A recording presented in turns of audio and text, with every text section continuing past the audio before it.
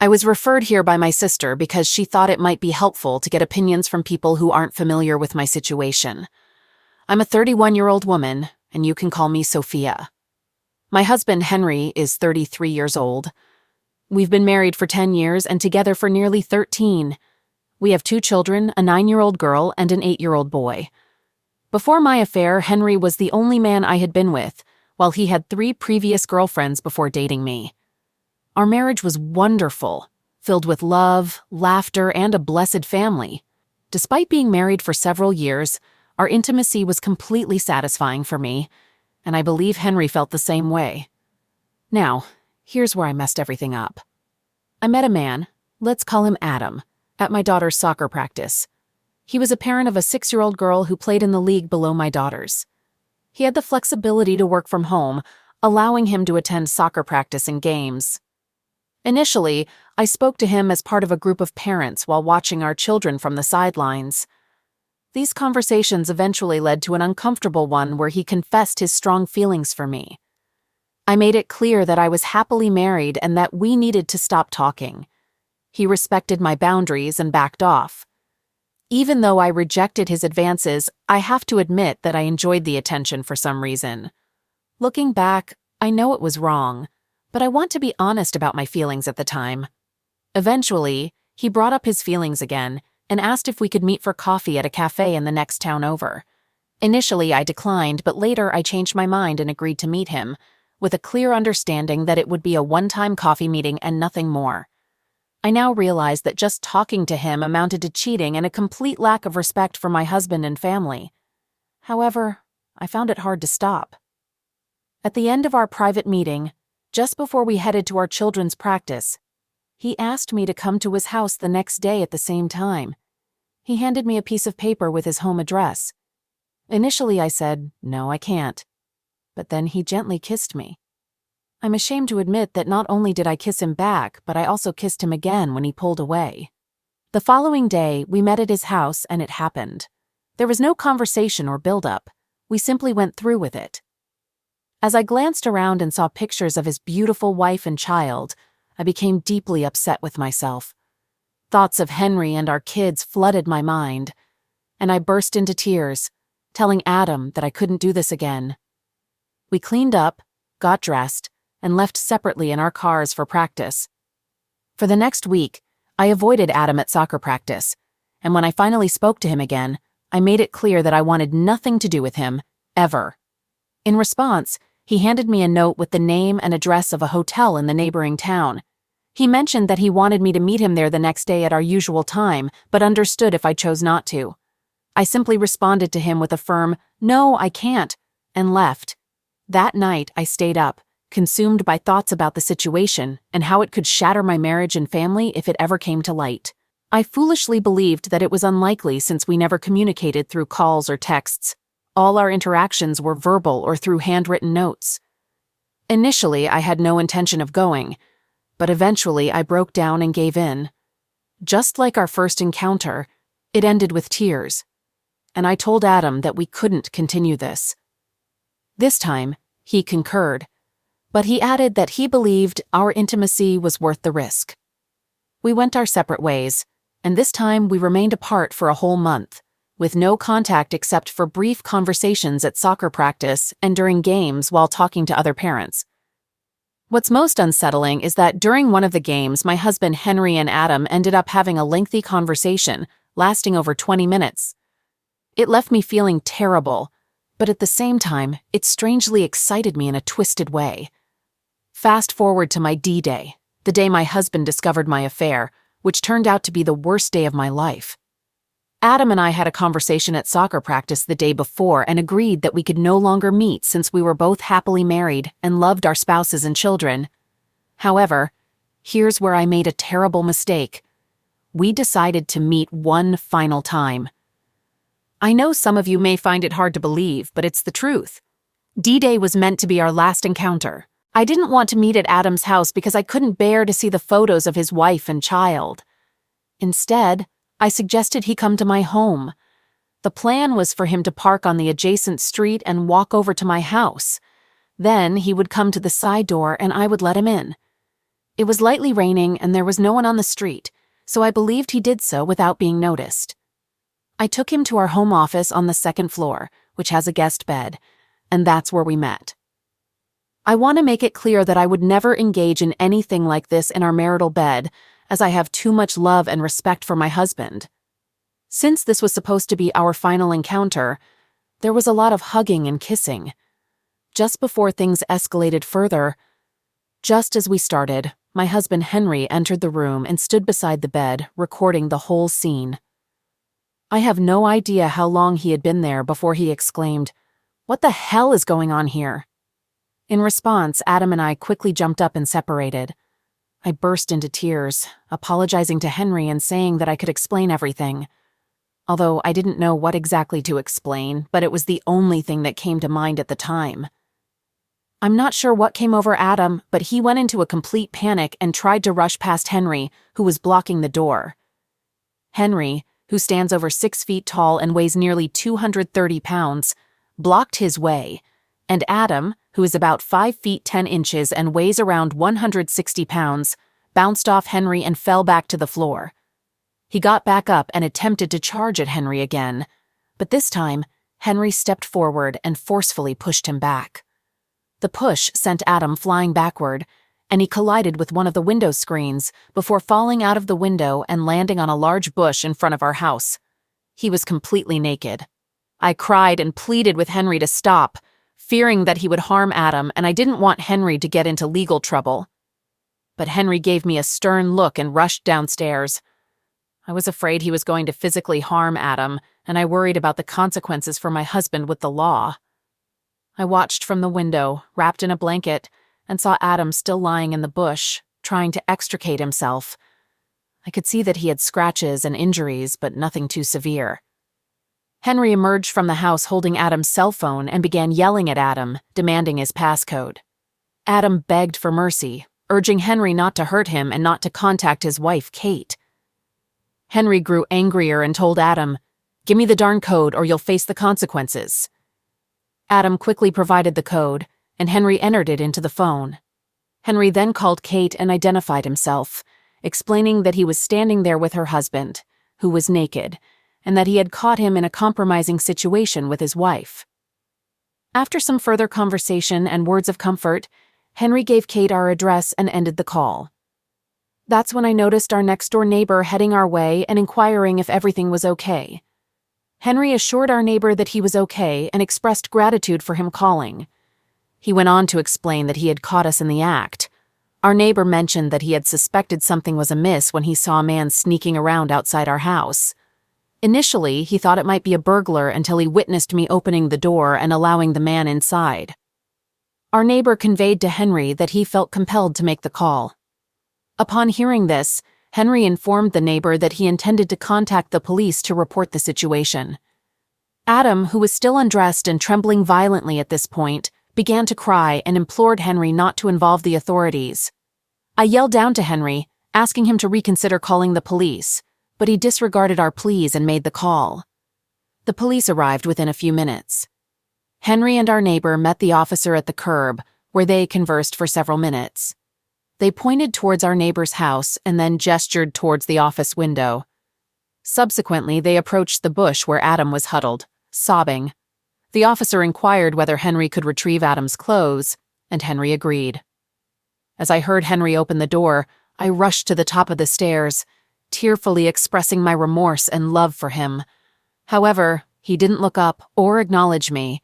He merely collected Adam's clothing and shoes from the floor and stairs before returning outside. The officer accepted the clothes from Henry and handed them to Adam, who awkwardly dressed himself. It was a profoundly embarrassing sight. At this point, Adam was experiencing hyperventilation and still shaking uncontrollably. I had never witnessed someone in such a state before and realized it was likely due to a combination of nervous fear, shock, and the chilly 55-degree weather.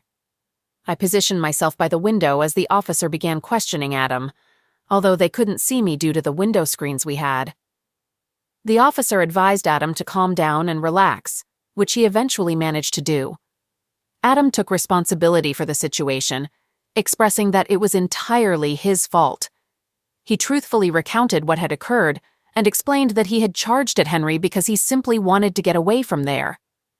When asked by the officer whether Henry had acted defensively or aggressively when he pushed him, Adam clarified that it had been a defensive action. I felt relieved that Adam didn't falsely accuse Henry. Soon, a group of neighbors had gathered out front. The neighbor who had alerted Henry was explaining the situation to them. I felt immensely embarrassed and continued to cry. Now, turning back to the police officer and Adam, the officer inquired if Adam wished to press charges. Adam declined, stating that he just wanted to leave and promised never to bother our family again. Shortly thereafter, Adam's wife, Kate, arrived at the scene. My husband went out to greet her, and they engaged in a brief conversation. Adam rushed over to her, crying and apologizing, but she did not acknowledge him.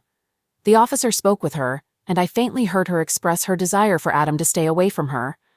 The officer instructed Adam to step back, which he did, looking betrayed and breaking into ugly sobs. The officer had a conversation with Henry and Kate for a few minutes before entering the house to speak with me. He called up the stairs and requested that I come down for a discussion. I agreed but asked for a moment to get dressed. Subsequently, the officer took my statement. Towards the end of our conversation, he mentioned that my husband had requested my voluntary departure from the home. I conveyed to the officer that I didn't want to leave and that I needed to speak with my husband. He empathized but suggested it would be best if I did leave, at least for the night, to allow things to settle down. I broke down in tears. He then inquired if there was someone I could call. I informed him that I could call my parents. Interestingly, shortly after mentioning this, I heard my mom's voice on the porch, talking to Henry. When I saw her expression, it crushed me. I simply said, "Mom, I'm sorry. Mom, I really messed up." The officer explained to my mom that it would be best for me to stay with her for a few days, at least until things calmed down. I then went upstairs to pack my things. While packing, my mom didn't say anything, but I could see that she was seething with anger. I knew she was furious, embarrassed, and incredibly disappointed in me. When we came downstairs and stepped outside, only the officer was there, along with several neighbors who were still on the sidewalk, engaged in conversation. The officer informed us that Henry had gone to pick up the kids from school. Henry would be taking them to practice and then out for a meal. He mentioned that Henry had requested that I lock up the house, and he would call me in a few days to talk. Upon returning to my parents' house, both my mom and dad reprimanded me for jeopardizing my marriage. I apologized and expressed my determination to regain Henry's trust. My dad, however, told me that it was unlikely to happen and that I should start preparing for a divorce. This brought me to tears, and my mom questioned why he would say such a thing. He simply responded, "Because it's true." Over the next 2 days, I attempted to reach out to Henry through texts and calls, but received no response. Then, on Wednesday evening, he sent a text proposing a meeting on Saturday morning at our home to discuss the next steps. He also mentioned that he had already informed our kids about what had transpired, which took me by surprise. I couldn't help but think they must now despise me. In a separate text, Henry revealed that he had pressed charges against Adam and obtained a 30-day temporary restraining order. I despised hearing this news, as I just wanted this nightmare to come to an end. To make matters worse, the incident was reported in the police section of our local newspaper.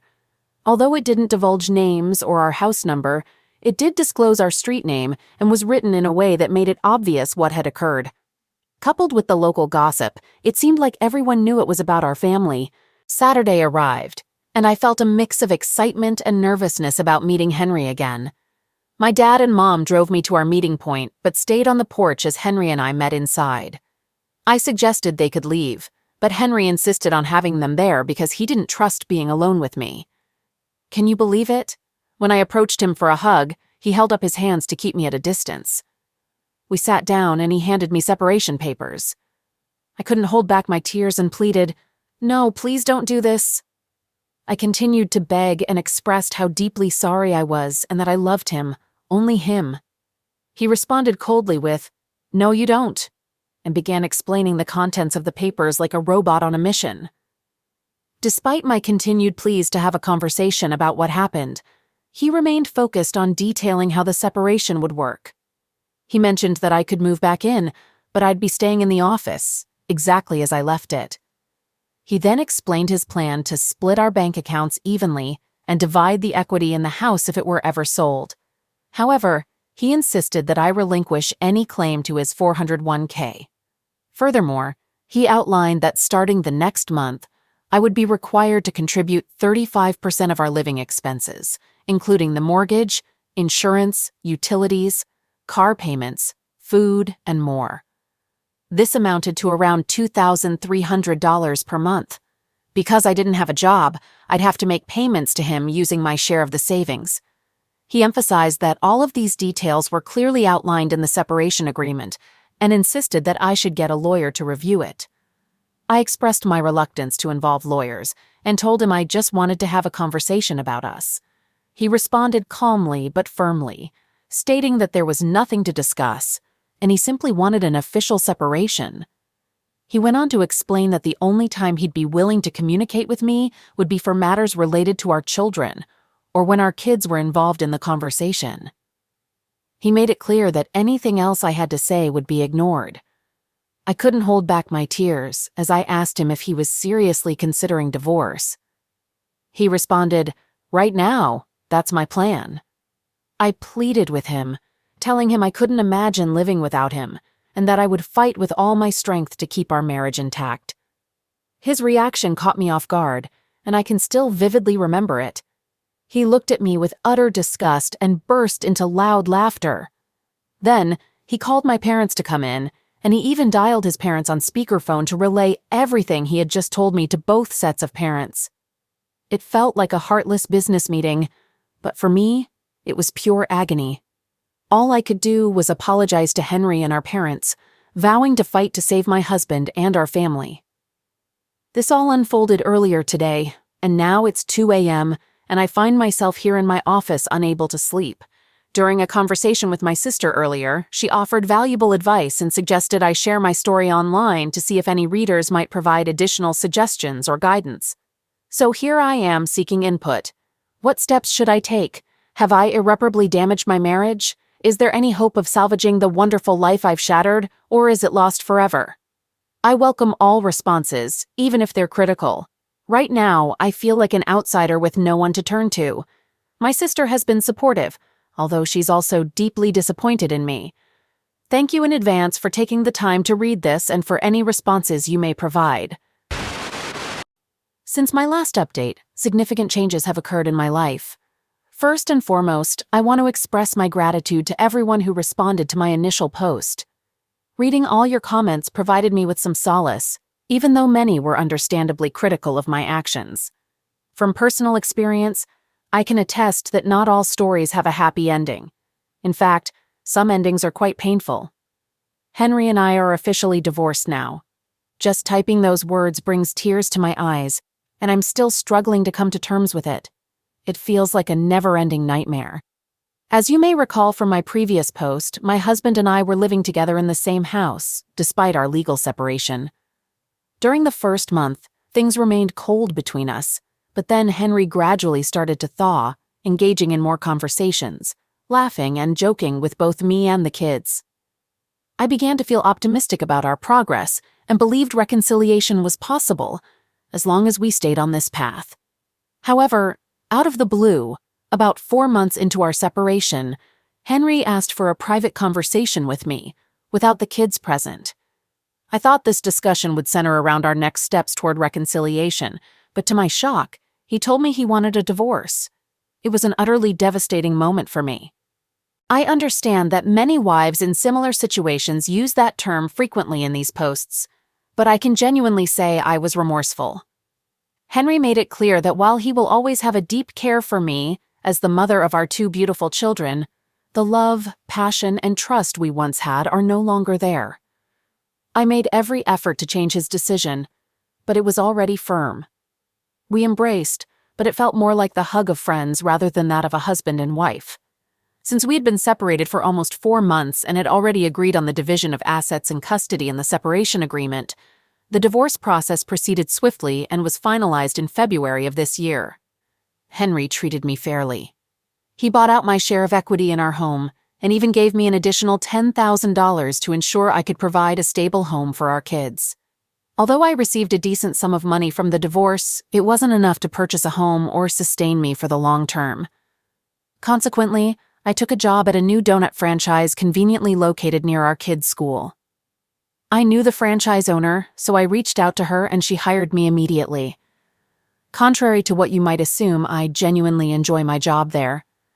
The owner is incredibly friendly and understanding, my colleagues are fantastic, and our customers are extremely pleasant.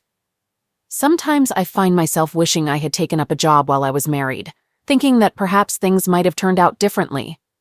You know how the saying goes, idle hands are the devil's workshop, or something along those lines.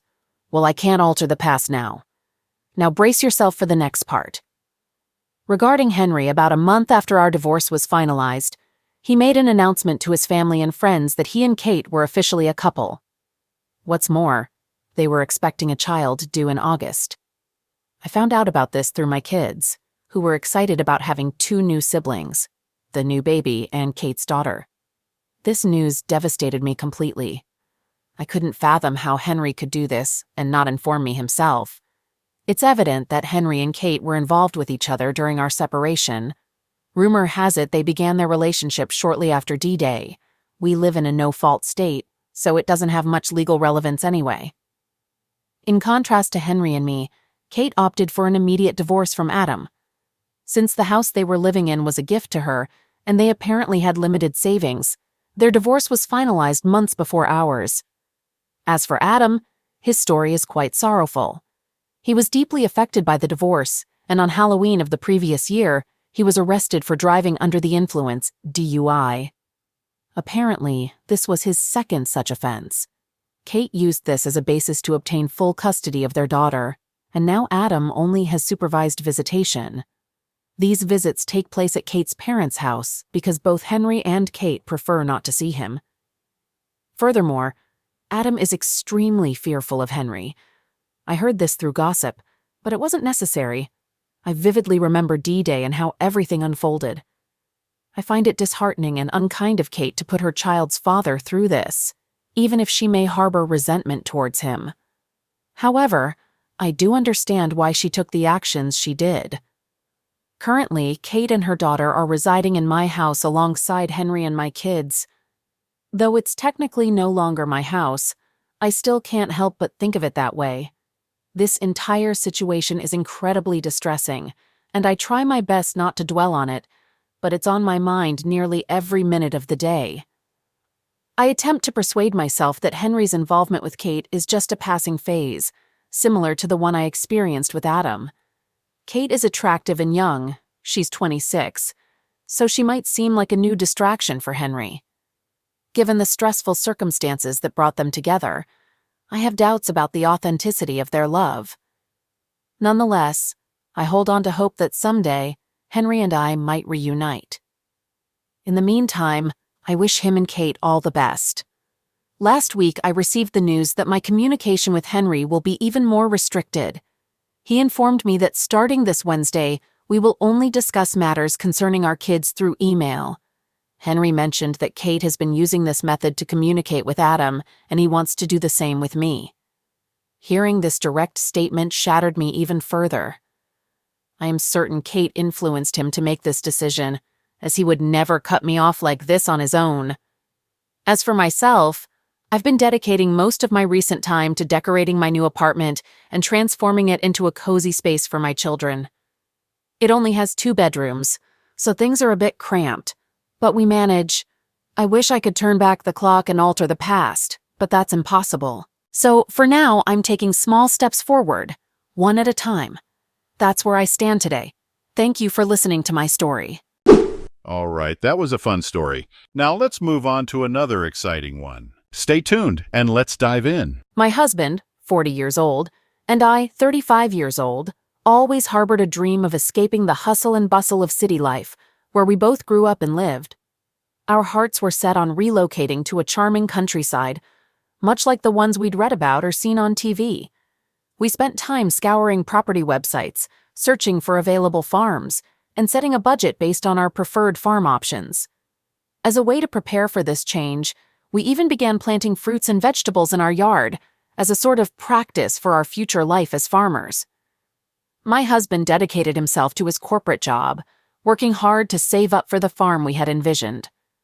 Eventually, his efforts paid off, and we purchased a remote farm far from the city, situated on an isolated stretch of land. The nearest town was quite a distance away, and there were no neighbors in sight for miles. We cherished the serene atmosphere, the privacy, and the unhurried pace of life in this rural setting.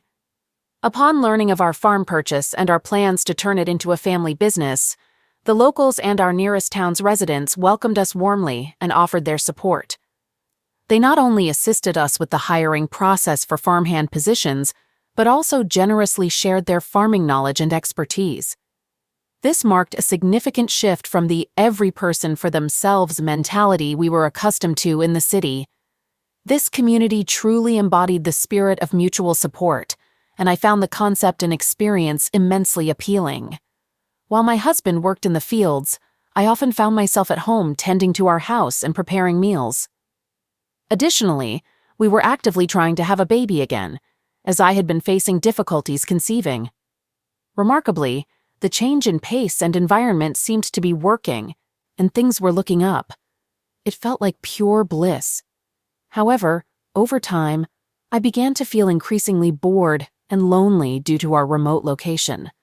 I suspect it's my city upbringing, as it's the only environment I've ever known, but I started yearning for the lively social life I had back in the city. I hadn't formed any substantial friendships here because the local women tended to be overly gossipy.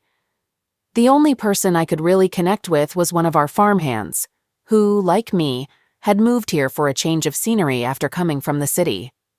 As we continued to converse, our bond grew stronger, eventually crossing a line from which there was no return. We engaged in passionate affairs on numerous occasions. What added to the allure was the element of risk and danger. It was exhilarating to avoid getting caught or arousing suspicion. This place was lacking excitement, and while I deeply loved my husband and our sex life was fulfilling, it was missing that thrill factor. This affair has been ongoing for approximately 1.5 years, but I've made the decision to end things with the farmhand. Recently, I received the incredible news that I'm finally pregnant, which is a miracle given my past complications. My husband is thrilled at the prospect of becoming a father, and I'm also excited about becoming a mom. However, there's a nervousness about the paternity of the child. When I tried to break off the affair, he refused and revealed pictures and videos of me in compromising situations that I had no idea even existed. He threatened to expose everything to my husband unless I provided him with money. Initially, I complied and gave him the money he demanded. This continued until I ran out of resources. Even then, I borrowed money from friends and family to meet his demands. Now I find myself completely out of options. My husband has discovered the money lending and has questioned me about it, sensing that something is amiss. I'm in a state of panic and uncertainty, not knowing what to do next. Taking your advice, I decided to confess everything to my husband. His reaction has been filled with anger to the point where he can't even bear to look at me. When he does, it's with an expression of pure disgust. He has moved to the cottage near the stables and refuses to share the same house with me. I've pleaded with him on my knees, begging him to return to the main house, but he remains unmoved by my pleas. I held on to a glimmer of hope for our relationship when my husband fired the man who was blackmailing me and quietly assisted me in pursuing blackmail charges against that individual. However, my hopes were shattered when he questioned whether the baby was his. Honestly, I'm not certain myself. How can I mend this situation? I deeply love my husband, and I don't want to destroy everything we've built together because of a brief affair.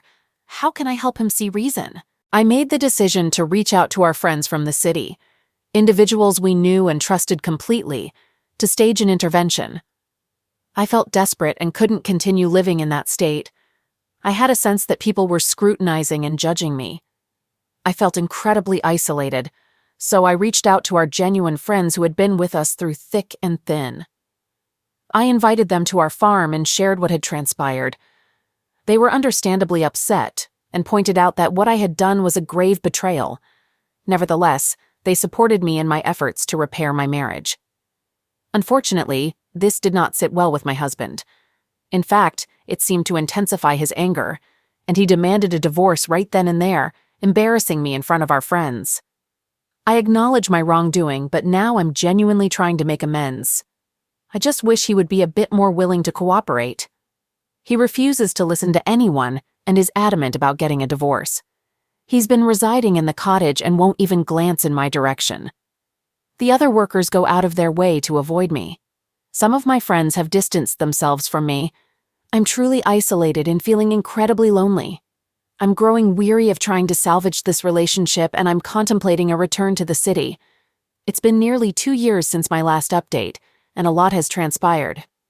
We are officially divorced now. It took a considerable amount of pleading and battling to reach this point, but we did. I gave birth to a baby girl, and even though her features strongly suggested she wasn't his, I still insisted on a DNA test. I was somewhat delusional and hopeful that the results would confirm she was my ex-husband's, in the hope that she could bring us back together. Following the DNA test, he created more issues for us. He refused to pay alimony and successfully filed a petition against paying child support, citing concerns about paternity. Unfortunately, he filed within the legal time frame to dispute paternity, and his petition was granted. He showed no interest in bonding with our child. Instead, he just wanted out as soon as he saw her. I had hoped that forming a connection with our child would encourage him to stay, but it didn't turn out that way.